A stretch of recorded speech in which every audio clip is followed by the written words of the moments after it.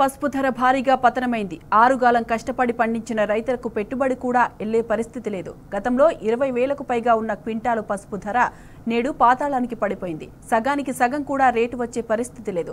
దీంతో పసుపు రైతు పరేషాన్ అవుతున్నాడు. మద్దతు ధర లేక ఆందోళనకు గురవుతున్నాడు. ఎన్నికల వేళ మాయమాటలు చెప్పడం తప్ప పాలకులు రైతులను ఆదుకునే పరిస్థితి లేదని ఆవేదన వ్యక్తం చెందుతున్నారు.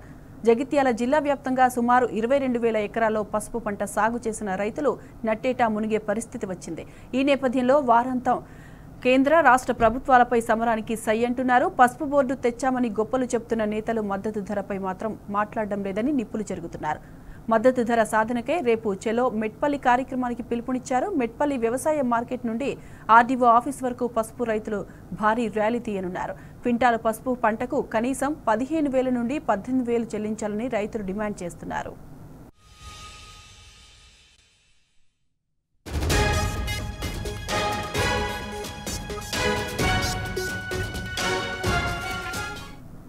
ఇక ఇదే అంశానికి సంబంధించిన పూర్తి డీటెయిల్స్ మా ప్రతినిధి సందీప్ అడిగి తెలుసుకుందాం. సందీప్, చెప్పండి, పసుపు ధర భారీగా తగ్గడం గురించి రైతులు ఏమంటున్నారు? రేపు చెలో మెట్పల్లి ర్యాలీ గురించి ఏం చెప్తారు?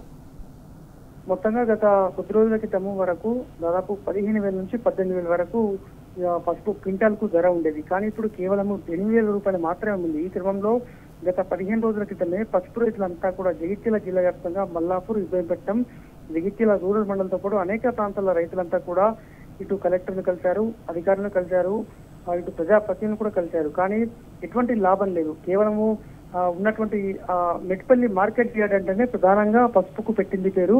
అటు నిజామాబాద్ ప్రాంతం నుంచి కూడా పెద్ద ఎత్తున పసుపు ఈ ప్రాంతానికి తరలి వస్తుంది. అయితే ఈ క్రమంలో ఈ వ్యాపారులంతా కూడా కుమ్మక్కై కేవలము 8,000 రూపాయలు నుంచి తప్పదు అంటే కేవలం 10,000 రూపాయలే చెల్లిస్తున్నారు. దీంతో రైతులంతా ఆగ్రహం వ్యక్తం చేస్తూ రేపు చలో మెట్పల్లికి పిలుపునిచ్చారు. ఇప్పటికే గ్రౌండ్ వర్క్ కూడా పూర్తయినట్టు మనకు అర్థమవుతుంది. వాడు ఈ అంత అధికారులు ఈ సంబంధించిన రైతులు మీడియా సమావేశం నిర్వహిస్తూ పూర్తి స్థాయిలో రేపు తీవ్ర స్థాయిలో అడ్డుకుంటాము, ఖచ్చితంగా 15,000 రూపాయల మద్దతు ధర ప్రకటించని పక్షంలో తామంతా కూడా ఇంకా మున్ముందు తమ సమస్యలను, తమ ధర్నాను మరింత ఉధృతం చేస్తామని చెప్పడం జరిగింది. రేపు మెట్పల్లి పాత వ్యవసాయ మార్కెట్ నుంచి ఆర్డీఓ ఆఫీస్ వరకు కూడా పెద్ద ఎత్తున ర్యాలీ నిర్వహించబోతున్నారు. ఎందుకంటే 22,000 ఎకరాల్లో జగిత్యాల జిల్లాలో మొత్తం పసుపు సాగైంది. కానీ వారికి సరైన గిట్టుబాటు ధర లేదు. ఎందుకంటే మొన్నటి వరకు పూర్తి స్థాయిలో 18,000 నుంచి 22,000 కూడా, ఎందుకంటే ఒక స్టాక్ మార్కెట్ ను తలపించే విధంగా ఎప్పటికప్పుడు రేట్లు పెరుగుతూ ఉండే. కానీ ఇప్పుడు